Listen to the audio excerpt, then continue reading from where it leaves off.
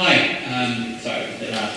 I'm a student at Junior College at Upton Road, and I'm the environmental officer. A question for Mary Louise.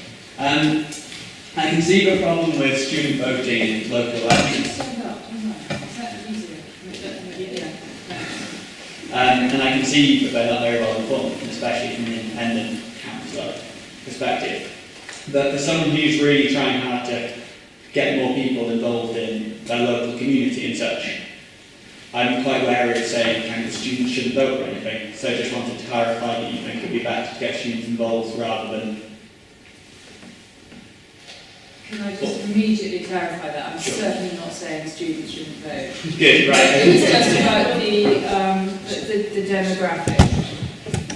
Yeah. The impact, the demographic effect on representation. Okay. I'll just take one more. A suggestion I've put to 38 Degrees in the past is that following the success of the charging for plastic bags in supermarkets, there should be some system whereby returning tins and bottles to supermarkets should get some funds to somebody so that they don't clutter up the fields around Cambridge. Yeah. Thank you. Pete, should I pass you my question on transport? So, from all the way to Cambridge, I get a question about Everbridge. So, actually, for us, it's a huge issue of transport because they're all around through. I mean, we're a rural town, but then there's a whole massive smaller villages. And the situation we're in with the county, but also with the district now, is that what they call the graph of doom, where they've got a certain amount of money coming in from taxes and central government, which is going down, and a certain amount of money which they require for their statutory obligations. Buses aren't, subsidising buses are not on the statutory obligations. So they are all being cut. They are all being cut gradually over a number of years. They will be phased out, which leaves a massive problem, particularly mental health and issues like that, for people who live in villages. We are, as Freeman, trying to do what we can, but I mean, whether it's something which 38 Degrees and others should be doing more about. I mean, I think you're absolutely right for your implication that it's a much, much bigger issue than we realise. And for the rural population of Britain, it's a huge issue. And actually for us as Freeman, which is a market town, we have 3 markets a week often. Many of those buses bring people regularly into the market, so you know you're going to get many people coming to the Wednesday market from, say, here, who have always come for generations. They won't for much longer. So it's a huge issue. Thanks, Peter. Yeah, so from the 38 Degrees point of view, the whole point of 38 Degrees is that someone's got an issue, they can bring it up. All too often I hear, what are you going to do about it? Personally, I can't do that. I'm sure the same goes for David. The idea is to create local movements that people who have the same issue can come together. And that's all we can do, to create a forum in which people with similar issues can come forward and form their own campaigns. That's exactly what I set up locally in Cambridge. Every quarter, originally, now it's going to be every 2 months. We have these meetings where people come together and figure out how can we influence the local council to change things. That's exactly what we do. We sit down every 2 months and say, right, who do we have to write to? Who can we get involved? Who is bothered by this? Who is affected by this? So that's what we're doing locally. And that doesn't have to just apply to transport, that can apply to absolutely any issue at all. Wonderful. Does anyone want to speak to just one back on the student. Lovely. Sorry, I didn't catch your name, but I absolutely do not want to say students should vote. What I was trying to highlight is the demographic. There are 3 wards in Cambridge, Castle, Newnham and Market, which have the majority on the electoral register are students.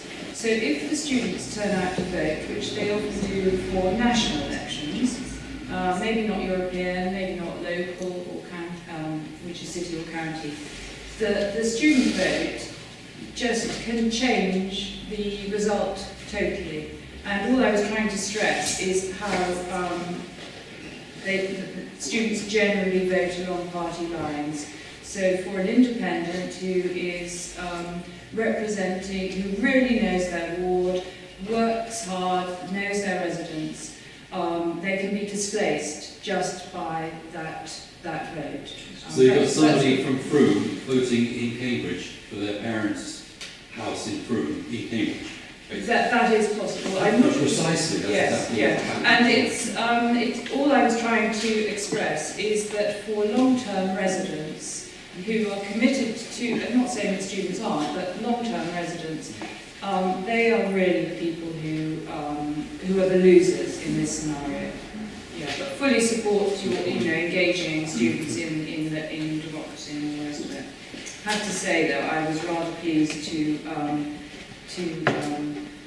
be elected by 22 votes against the leader of the Lib Dem student party 2 years ago. I think we got a direct response to that. Yeah, I just wanted to say, as a student, we're not voting for our parents' homes. We can choose to vote in. You can vote for who you like. You represent your background, your societal influences that, Could you rather than the local ones in the Can we either get a mic or can we talk a bit louder, please? Sorry. Yeah, just I'd like to respond to that. Even ignoring who wins and loses an election, I think the big point is that we interact with the community of students and we see and identify, which is the problem that you get now. And I think that having independent counsellors actually approaching students and such is key to this rather than backing up. Thank you. I'll take another question. Maybe it would actually be really lovely to hear from some women, if that's possible. Sorry, I'm just taking out your hands. Hello, I'm a woman and my name is Kate. Hooray! The thing that just sprung to mind when people were talking was having a councillor, a local councillor where I live, who doesn't take any notice. And we can't get hold of her, and she doesn't answer the phone, and she doesn't come to meetings. And I feel like sort of putting a bomb in her office. And I don't know what to do about it.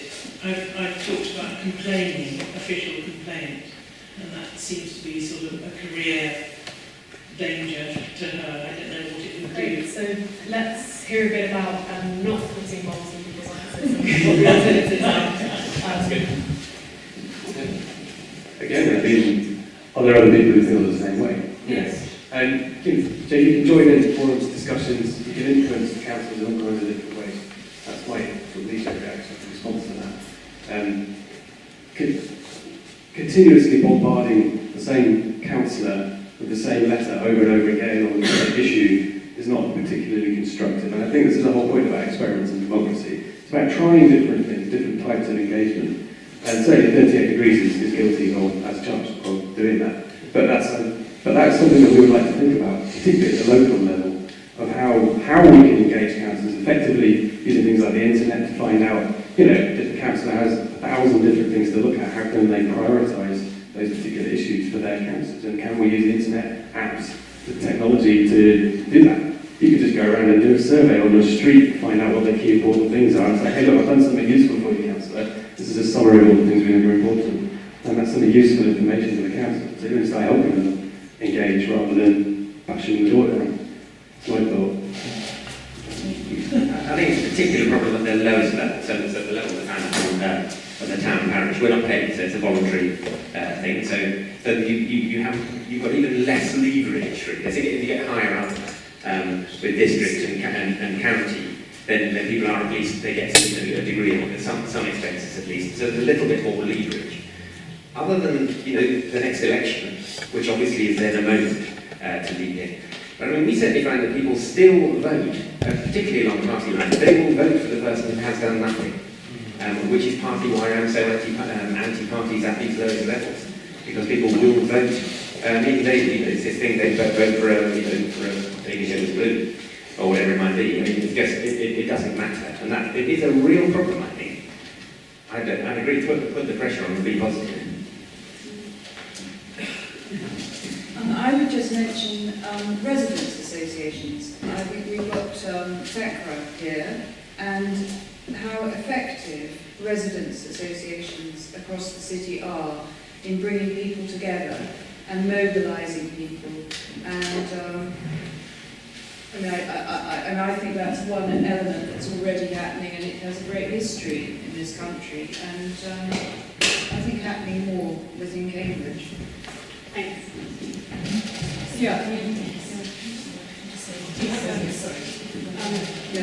I'll take a couple of direct questions if that's okay. Go for it, Anna. Wherever you think, sorry. Do you still have to ask it? Thank you. I'm Anne. I'd like to make one point. The students were very helpful in campaigning about keeping the street lights on in Cambridge, and I am thankful for that as a woman who walks home from the station at night. My second point is really a question to the panel. We've had quite a fatalistic stance to changing national voting systems.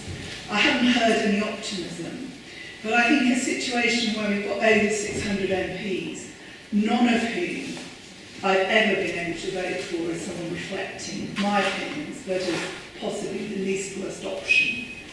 Over 800 people in the House of Lords, and a completely inflated number of membership there, but yet it's actually quite a helpful revising chamber, which, as we've heard over some of the recent finance and benefits issues, has held a government to account.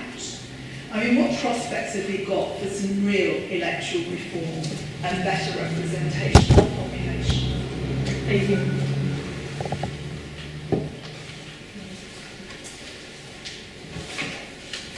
Thanks. My name's Katie. I was very interested in Manuel. Your Citizens Forum, I'm really interested in, and maybe I missed it in what you were saying, how you managed to persuade your Portuguese either local or national government to actually take notice of them. That seems to be the trick. I'd love to know how you do that. Great. So we've got voting reform and where that could go and how to think positively about it, and then some discussion on, I will just to address Katie's point. Katie. The answer is quite simple because we haven't. So basically, but we will. In the sense that this will happen, financed by one or two private foundations in Portugal, which have got basically the institutions that have got enough economic resources to finance this also have more than sufficient political clout to make this a national political event. And by financing this, we are, by having them finance this, we are not only getting the funding, we are also getting the impact, pretty much guaranteed in a variety, both in media and non-media terms, including the not as directly, but it is also contributes importantly to the participation of senior level politicians, in the sense that this becomes a legitimate effort, this becomes a legitimate institution in the eyes of the local political class, precisely because these important, impactful foundations are involved. So, thank you. Thank you. And on voting reform? Okay, so again, something that, well, it started off as a local 38 degrees thing, and it was driven by one particular person, but it's now branched out onto its own. It's called the Cambridge Electoral Reform Group, and they've been researching this very topic about electoral reform. And they've got a strategy which is to try and persuade the local council. This is the last I heard, and maybe someone here might be able to update this. But they've got a strategy which is to try and persuade the local council to change to a proportional representation system just within Cambridge.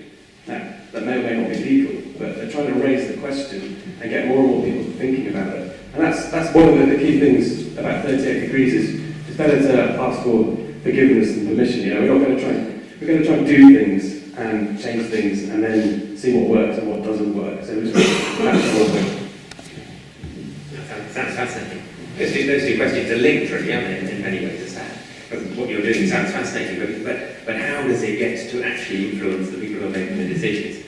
I think what you were saying was that the House of Lords, perhaps slightly to your surprise, has a useful role. Yes. Yeah, I mean, Well, no, I think it does have a useful role, mainly because of the crossbenchers.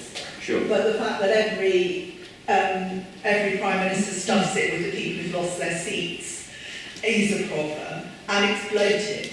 Sure. How, the whole system is costing us money, but it's not representing us effectively. So how can we claim back control?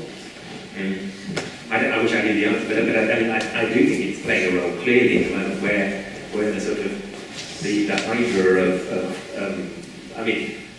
well, I've said it before, didn't I, really? I mean, it's not working as it is, and so having some sort of control on a government that has such a small majority is essential. But having it as the unelected House is a pretty crude way to do it.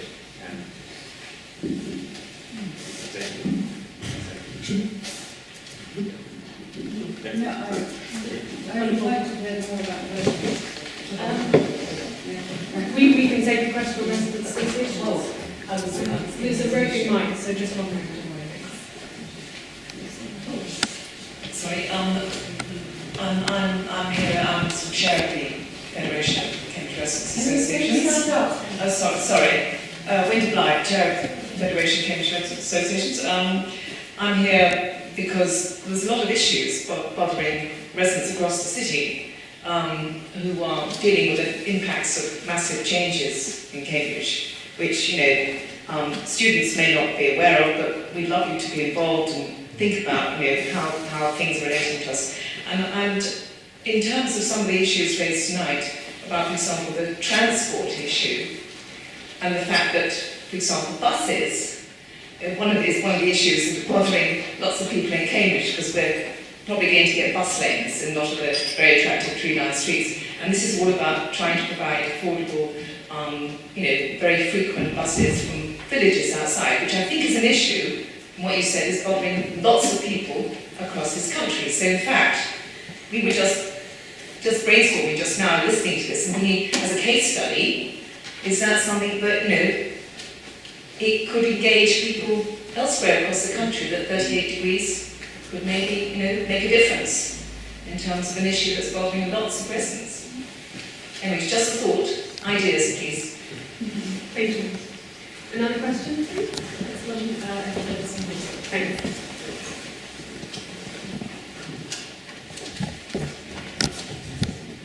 My name is Sarah. I'm quite a big believer in replacing an obsolete system with something that works, letting it wither away. And I think that's more likely to happen than that the people in charge of a system that works for them are going to change it. I agree with you about that. I think we need to put money where the interest is. I think all the residents' associations should be claiming money for every meeting they have.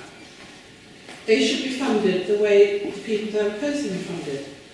We need to start agitating for every time we have to have a meeting like this, for our expenses, decent expenses, because it's a democratic forum looking at the issues of the residents. And I gather the councillor, the independent councillor, pointed out that by grouping together, even as a loose coalition of independents, they have access to all sorts of facilities because they are councillors. We need to have those facilities made available to us because we are voters and members of a democracy. And I think that way, through the residents' associations, through the people's assemblies, we will begin to have a voice that might supplant the witterings of those we vote into power. And we don't vote them even into power, we vote them into a position of a barricade, sacrificial lambs, really, between us and those who want to do what they want. Are you going to the question? Or Well, the question I really wanted to work up to was, Is there a future in this with the residents' associations, with the people's assemblies? Are they joining up? Are they working on getting this kind of situation going? And is there a long-term target of growing in such a way as to make the old system wither away? Wonderful, thank you. I'll take one more. Patrick O'Donnell. 2 points. First of all, I am a member of the Cambridge Electoral Reform Group, which Chris mentioned a few minutes ago. If anyone wants any information about it, I'll be happy to talk to them afterwards. The second question I have is aimed primarily at Peter. I just wanted to ask what strategy you use to make sure that all the independents on your council work together rather than following their own agendas. Wonderful. And so we've got questions on strategy in general, I suppose, but resident associations, how we can link things up more effectively, and the discussion that we just had directly to Peter. I've been really glad that everyone's been so focused on outcomes and where things can get to. I really like to just emphasise that and really keep thinking about actually how these experiments can become realities.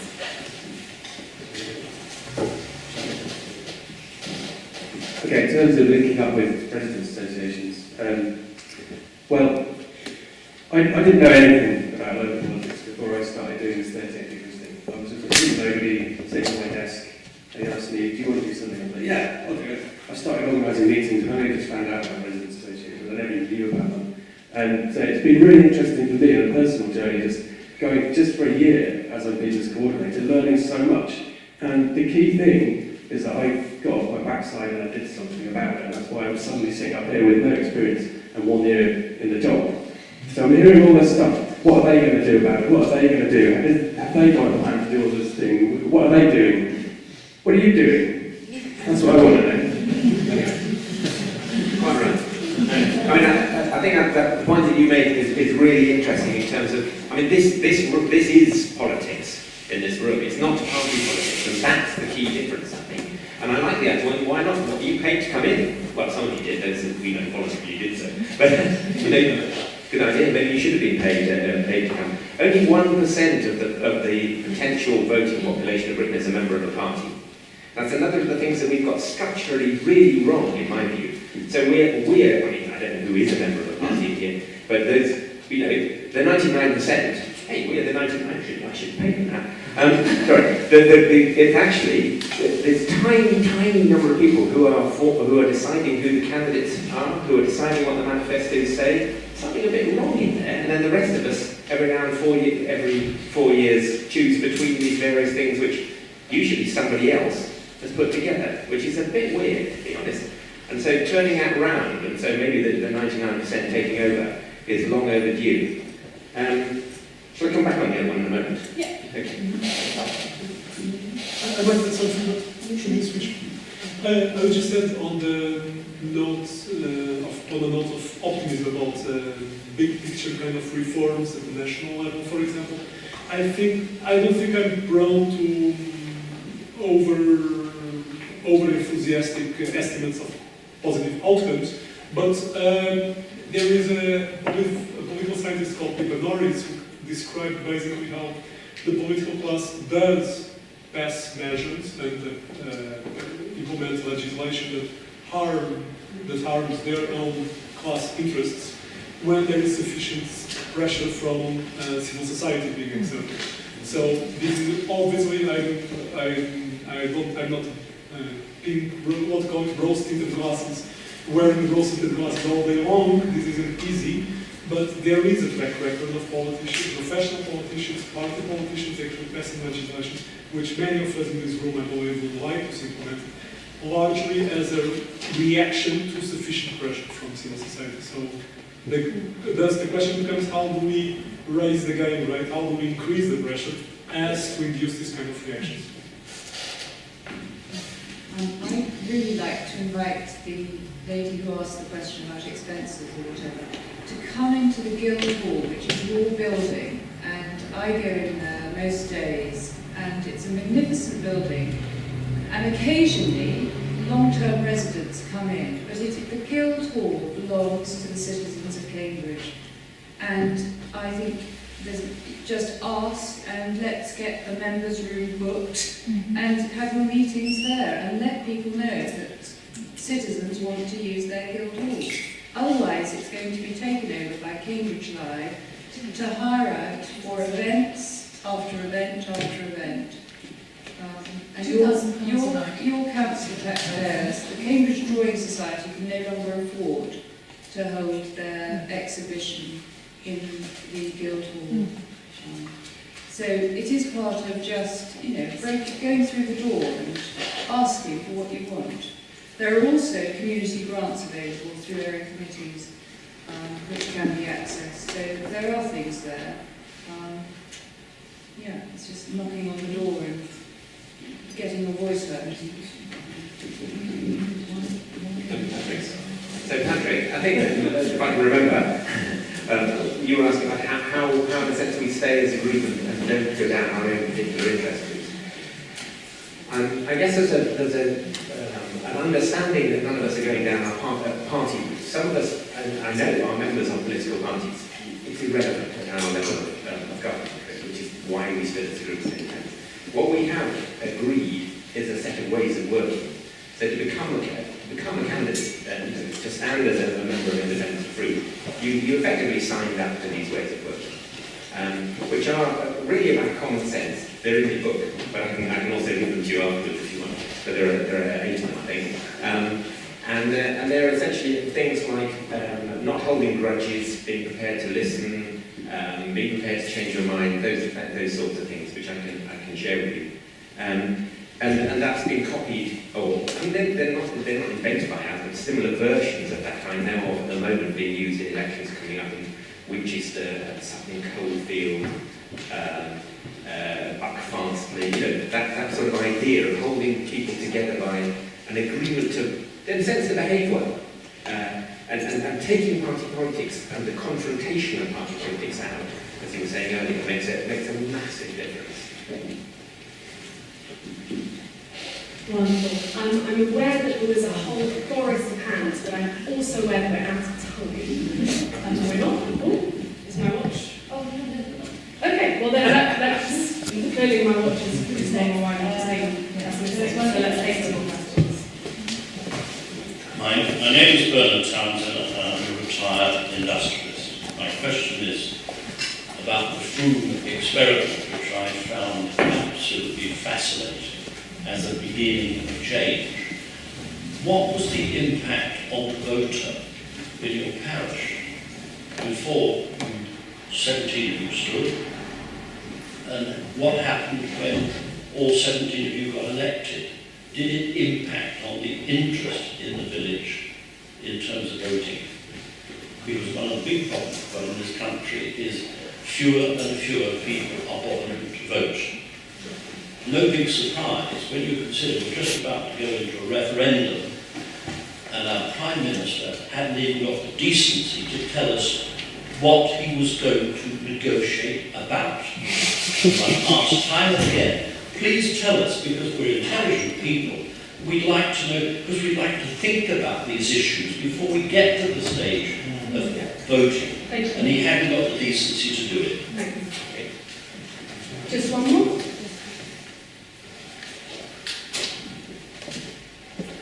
Thanks. My name's Chris. I run a local issues blog in the ward in south of Cambridge, and also edit the local residents newsletter, which goes out to everybody. And I think this kind of ties up a few things that I've thought for some time that the problem with particularly politics at the most local level is all about information or lack of it. We vote for whatever's painted green or blue or yellow or whatever because we don't know any better.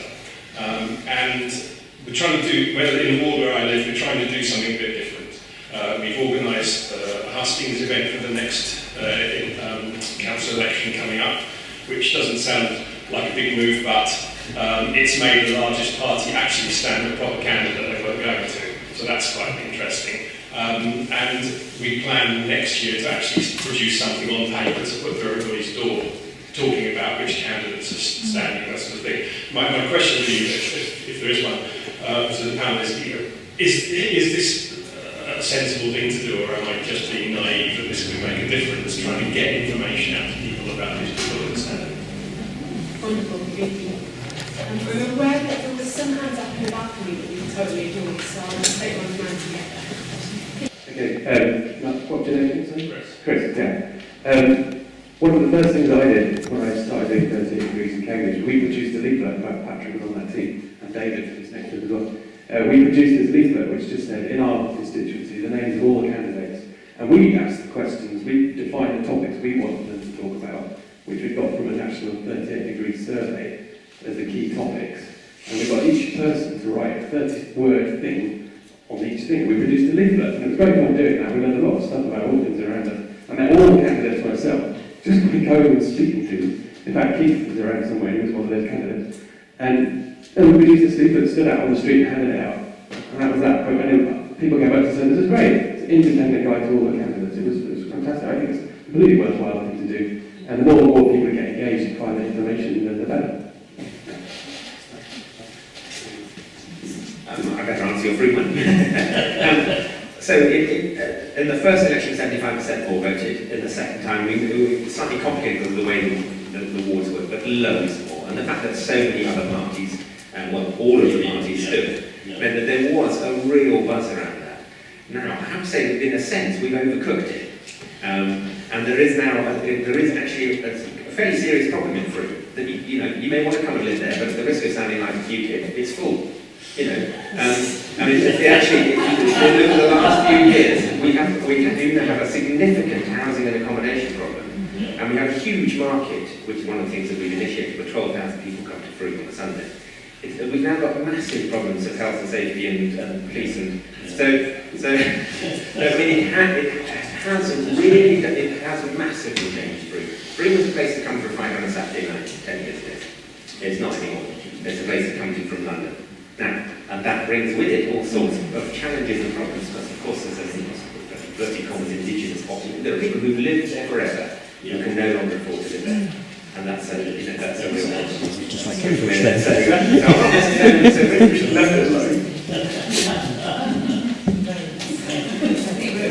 mine was the gender question. You know, Anthony, I'm not too worried about the gender matter. What I would love to see is more people, whether they're male or female, whatever they are, coming forward to stand as independent candidates to represent like this one did. The place they live in. So.